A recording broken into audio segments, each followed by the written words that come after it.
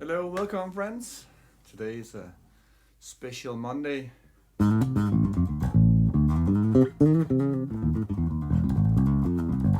Why? Because this Monday will never come back again. So hopefully we can enjoy it and play bass and music all day long until next Monday. In this video I just like to talk about my very special Fender jazz bass from 1965. So it's a lot older than me. I never had a bass that's older than me. That's pretty cool. I'm not sure you can guess my age, but I'm not 22 anymore. And this is a very special bass because most people know the jazz bass and Leo Fender who designed it, and it was some of the first basses in the world. And this is belongs to a period where I'm not into the whole Fender CBS thing, but some people refer to basses before 64 is like the Holy Grail, and this is a 65. The neck is from 65, and the pickups says early 66, I believe, or it was late 65. I really can't remember. But anyway, this bass sounds amazing. It's really got a very organic tone. Of course, this bass is an old bass, so if I roll off all the way the tone up, it's a bit noisy. But okay, it's an old bass. It's okay. Sometimes sound guys will like to. I want a more quiet bass, but most gigs it's okay. And it's a very special piece because it's sunburst, and here's the headstock with the lollipop tuners, and it's the back. Actually, the finish on this bass is like some people call it a clown burst, because it's a bit muddy, or it's not as clean or just sunburst as I've seen before. Maybe you know more about it than me. So it definitely got its flaws. It's not it's a bit vintage relic looking. It's not something I have done. Well, I have done something playing the bass, but I haven't done it relic.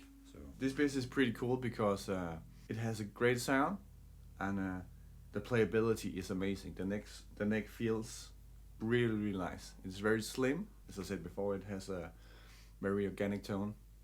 The funny thing about it is as Flea, the bass player from Red Hot Chili Peppers, which you might know, said in the interview that his bass, he has a 1961 jazz bass, and he said now the bass have been more bass than a tree, and that's the kind of same thing I feel about this bass. Pretty cool to play such a unique and rare piece of the bass history. I have a plan for playing this bass until I'm not longer on this planet.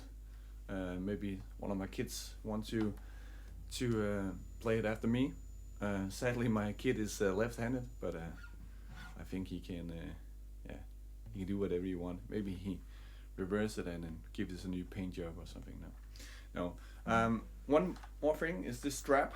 This strap I have had since I played my first gig. I believe I was 17 or 18. Well, not my first concert, but my first gig where I got paid. So this is it smells really bad, and it's a bit used. But I think it's pretty cool to have a strap that's more than 20 years old to a old bass. I actually play all my 4-string gigs, I tend to play on this bass, from cover tunes to top 40 to original music, because it have the sunburst.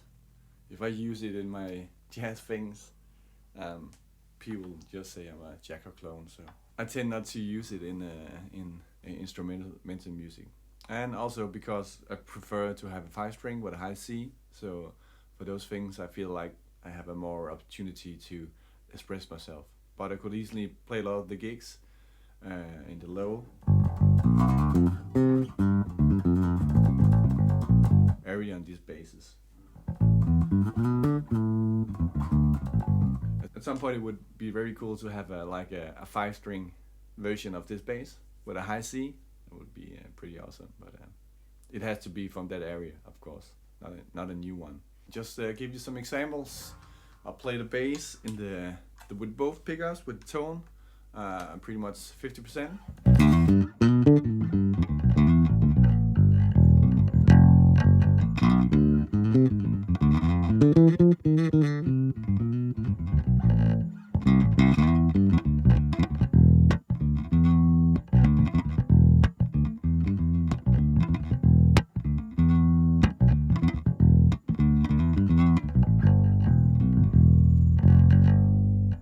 And if I roll up the bridge pickup, it gets more like a P bass.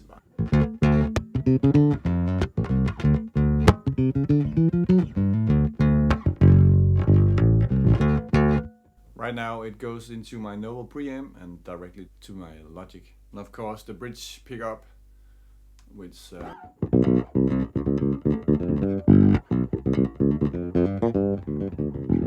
we all know that sound. And I roll off the tone.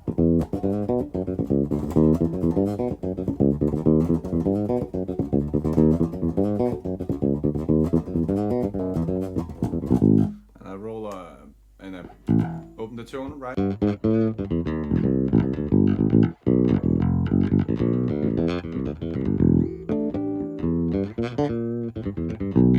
It tends to get a bit more a nasally sound, which I tend to prefer to roll off the tone, to be honest.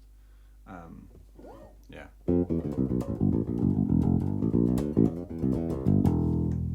Both pickups again. Of course, we all love it. We rarely play it, but it's okay.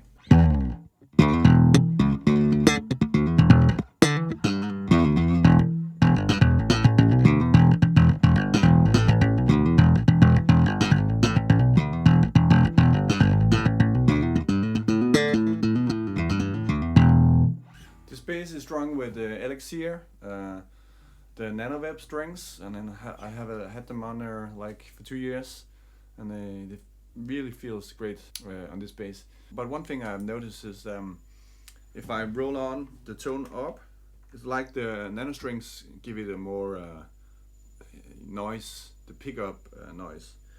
I'm not sure if it's that the nano strings that do it, or but I have never experienced with if I play some non-nano strings, it doesn't have the same as.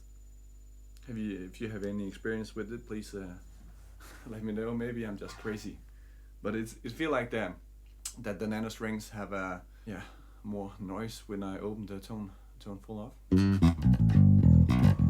And sometimes I get the question about is a vintage bass really better than the other basses? No, it's not better than other basses, but the whole vibe and feel of this bass, it's something you can't get on a new bass. You have to feel it, and if you spend a lot of your time playing an instrument and it speaks to you in a very special way, this is it's a great feeling. Okay, it beat all the talk about pickups and everything else, what you can do. If a bass speaks to you, is have a special kind of vibe. I had a lot of basses in my hands, and all of them I have now have a certain place, because they makes me play in a certain way. It makes me every time I pick up the instrument, I get inspired to play. It sounds a bit strange. People that don't play an instrument will never understand it. It's not like buying a brand new bike and that might be better than the bike you had before, because new things made to it, and you can go faster. But that's not really the thing about music, right? We don't have to play fast. We just play whatever the song and the music tell us to do. Just a quick note about my Fender Jazz Bass. If you like this video, please help me with sharing this video and subscribe. I'm still aiming for the total goal of 1,000 subscribers on my YouTube channel. I also have an Instagram channel which I tend to post a lot of bass stuff there as well, so go follow me. And even more important is that I released some songs for my new album. You have to hear.